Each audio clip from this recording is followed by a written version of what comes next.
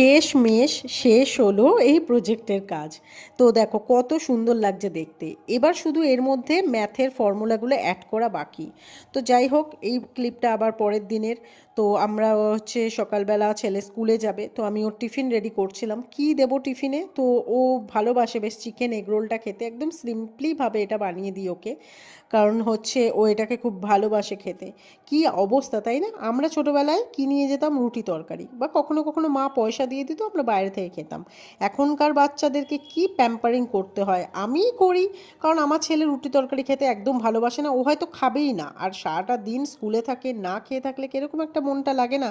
তাই যা ভালোবাসে সেটাই করে দেওয়ার চেষ্টা করি সব সময়। তো যাই হোক, ও তো স্কুলে চলে গেছিলো, আমিও ঘরের সব কাজ তাড়াতাড়ি করে মিটিয়ে নিই। আজ বেরোতে হবে একটু শপিংয়ে, অ্যান্ড দেন ছেলেকেও পিক আপ করতে হবে স্কুল থেকে। তো শপিং মানে সেই যে বন্ধুটাকে দিয়েছিলাম না আইবুড়ো ভাত, সে বন্ধুর তো বিয়ে গেল, এবার তার বউ ভাত আসছে, আমাদের নিমন্ত্রণ আছে। আর কোথাও যেতে গেলে বিশেষ করে আমাদের মেয়েদের না কোনো জামা কাপড় আর থাকে না, তখন মনে হয় যেন সব পুরনো।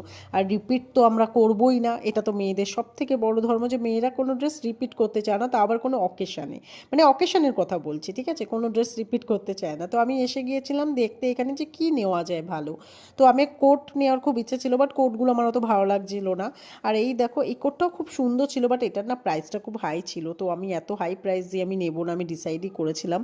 তো আমার ভালো লাগছিল না, কোরিয়ানের না আজকাল বেশ সুন্দর সুন্দর সোয়েটারগুলো বেরিয়েছে, বেশ সুন্দর, তুলোর মতো হয়, আমি ওগুলো কিছু নেওয়ার চেষ্টা করছিলাম। তো এই সেকশানে ছিল ওই ধরনের কিছু। তো আমি সেটাই দেখছিলাম যে কোনটা আমার উপরে ভালো লাগবে। আলটিমেটলি আমার এটা মানে পছন্দ হলো, তো আমি এটা বাই করে নিয়ে গিয়েছিলাম। এটা পরে আমি দেখাবো যেদিন বউভাত পরে যাব, দেখো। তারপরে আমি চলে এসেছিলাম এই বুক ফেয়ারে। এখানে ছেলেদের একটা র্যালি হয়েছিল, সব স্কুল থেকে এসেছিলো। তো এখান থেকে আমাদের পিক আপ করে নিয়ে যেতে হবে, গাড়ির ব্যবস্থা ছিল না। তো তার জন্য আমি দাঁড়িয়ে আছি আমার ছেলেকে দেখার জন্য, আমার ছেলেকে দেখতেও পেয়ে গেছি। তো হয়ে গেছে আলটিমেটলি কমপ্লিট ওইটাও। তারপরে আমরা বাড়ি চলে আসি। তো আজকের ভিডিওটা এই পর্যন্তই। আর ভালো লেগে থাকলে প্লিজ একটা লাইক করে দিও, অ্যান্ড চ্যানেলটা সাবস্ক্রাইব। দেখা হবে আবার একটা ভিডিওতে, ততক্ষণের জন্য টাটা।